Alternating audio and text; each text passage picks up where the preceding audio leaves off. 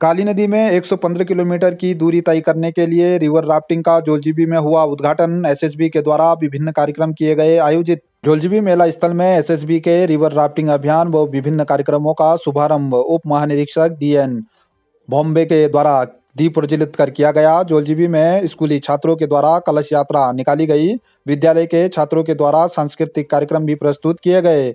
लीला बगनियाल के नेतृत्व में स्थानीय लोगों ने रंग संस्कृति पर आधारित सांस्कृतिक कार्यक्रम प्रस्तुत किए। एसएसबी के स्वान दल ने रोमांचक प्रस्तुति दी। इस दौरान स्थानीय लोगों तथा पशुओं के लिए स्वास्थ्य शिविर आयोजित कर निःशुल्क दवा भी वितरित की गई। अतिथियों के द्वारा पुरस्कार वितरण के बाद काली और गौरी नदी के संगम तट पर जोलजीबी से बूम तक 115 किलोमीटर की दूरी तय करने के लिए राफ्टिंग दल को हरी झंडी दिखाकर रवाना किया गया। 26 फरवरी को अभियान का समापन होगा। कार्यक्रम में कमांडेंट 55वीं वाहिनी एसके शर्मा, कमांडेंट 11वीं वाहिनी महेंद्र प्रताप सिंह, कमांडेंट राजेश ठाकुर, शेर सिंह, उप commandant ITBP MR Lohia, Shakuntala Dattal, Leela Bagnyal, व्यापार संघ अध्यक्ष धीरेन्द्र धर्मसत्तू, हरीश ओझा सहित अन्य जनप्रतिनिधि भी मौजूद रहे। राष्ट्रीय राजमार्ग चौड़ीकरण के प्रभावित परिवारों ने उप जिलाधिकारी से मुलाकात कर शीघ्र मुआवजा दिलाने की मांग की।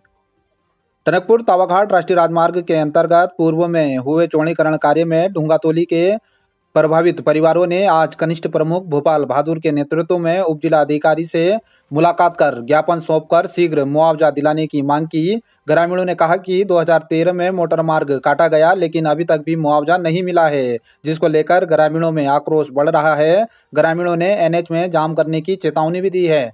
25 परिवार पीड़ित है इसमें। 2013 में कटिंग हुई थी, अभी तक हमको मुआवजा नहीं मिला है और ऐसी हालत रहेगी तो आगे हम जो है रोड मतलब नेशनल हाईवे रोड जो है जाम करने के लिए बाध्य रहेंगे। से शिष्टमंडल आया था एक ग्राम पंचायत ढूंगातोली से, जिसमें हमने एसडीएम साहब को ज्ञापन दिया, जिसमें इनका कहना ये है कि 2013 में, मुझे भी आज ही इसका पता चला, 2013 में इनका ग्रिप द्वारा रोड काटा गया, जिसमें इनकी उपजाऊ भूमि को भी उसमें काटा गया, जिसका मुआवजा अभी तक दिया नहीं है।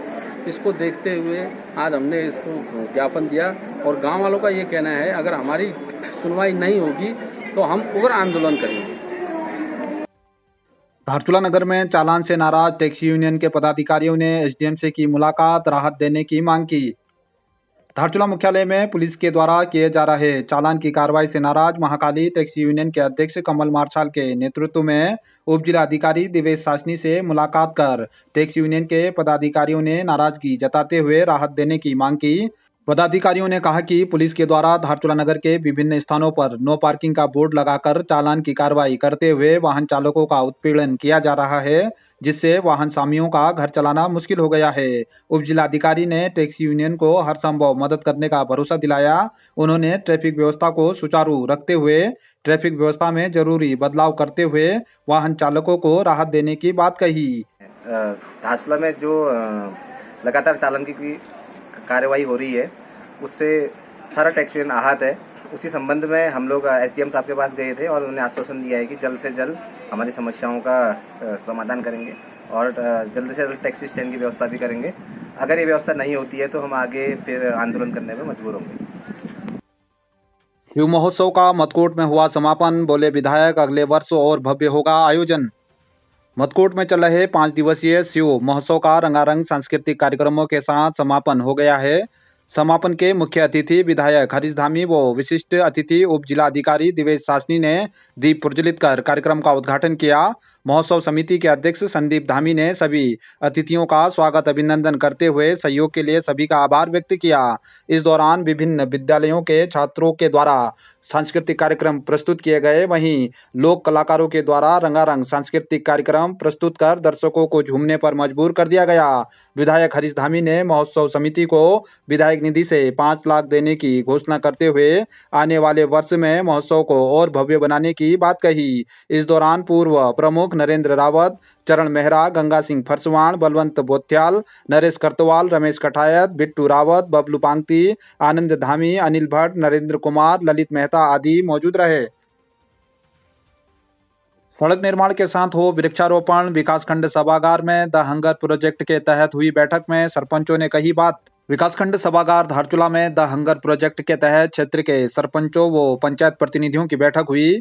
वन सरपंचों ने बैठक में कहा कि सरकार वनों के विस्तार के लिए उदासीन है। बीते वित्तीय वर्ष में वन पंचायत के लिए कोई भी बजट स्वीकृत नहीं हुआ, जिससे वनों पर निगरानी व अन्य कार्यों के लिए सभी की उदासीनता बनी रही। सरपंचों ने कहा कि वन विभाग के द्वारा बैठक बुलाई जाती है, लेकिन आश्वासन के सिवा कुछ भी नहीं होता है। वनों पर निगरानी व पर्यावरण संरक्षण के लिए सरकार को बजट जारी करना चाहिए।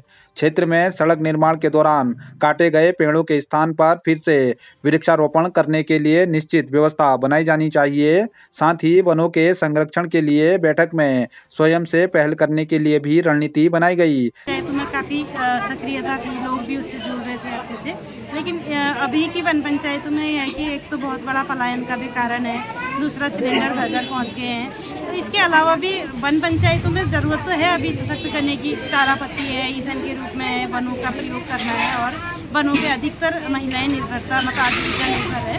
तो इसके लिए हम लोग वन पंचायतों के बीच में काम कर रहे हैं, इनकी बैठकें कर रहे हैं। बैठकों के जरिए हम सोच रहे हैं कि इनकी एक आपसी रणनीति बने कि वो अपने ग्राम पंचायत स्तर पर वन पंचायतों को कैसे सशक्त करें। उसके लिए सभी ने काफ़ी प्रयास रहा और ये लोग इन लोगों ने अपना वन पंचायतों को सक्रिय करने के लिए एक रणनीति बनाई, अपने गाँव में बैठक करेंगे।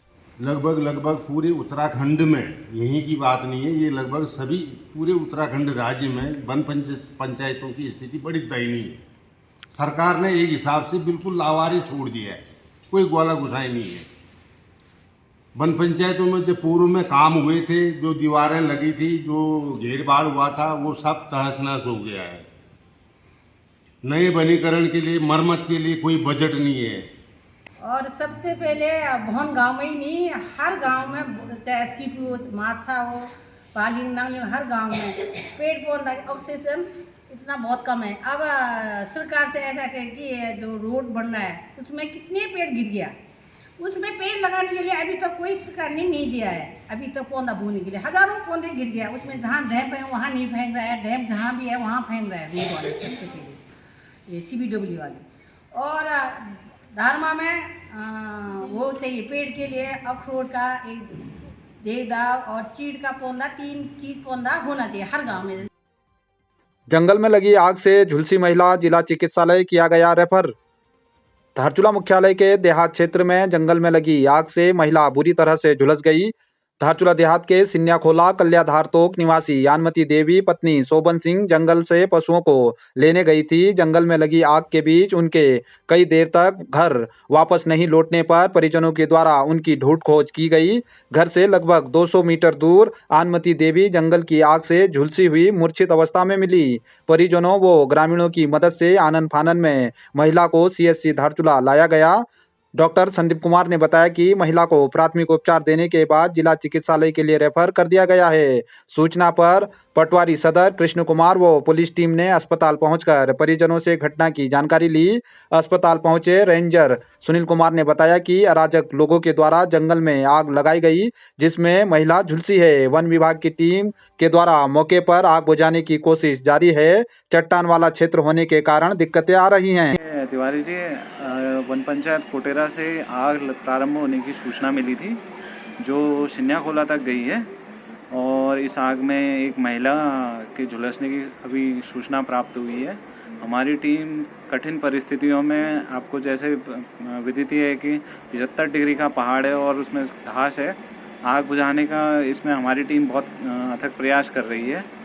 मैं क्षेत्र की जनता से अपील करना चाहूँगा कि जिस भी व्यक्ति ने ये आग लगाई हो उसके बारे में आपके पास अगर कोई भी सूचना है, आपने कुछ भी देखा हो, तो आप उसे वन विभाग के साथ साझा कीजिए।